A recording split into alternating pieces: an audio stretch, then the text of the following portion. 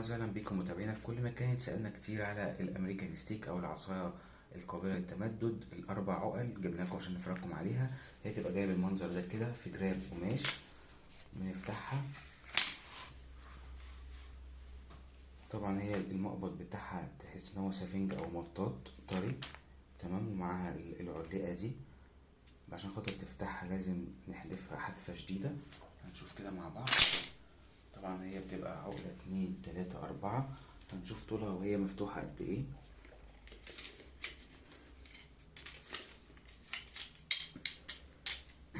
ده كده طولها وهي مفتوحة.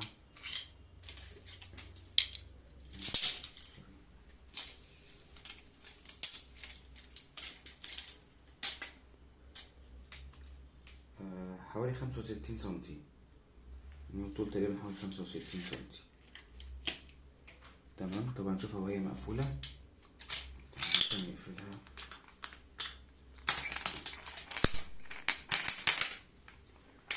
قفلتها صعبة شوية.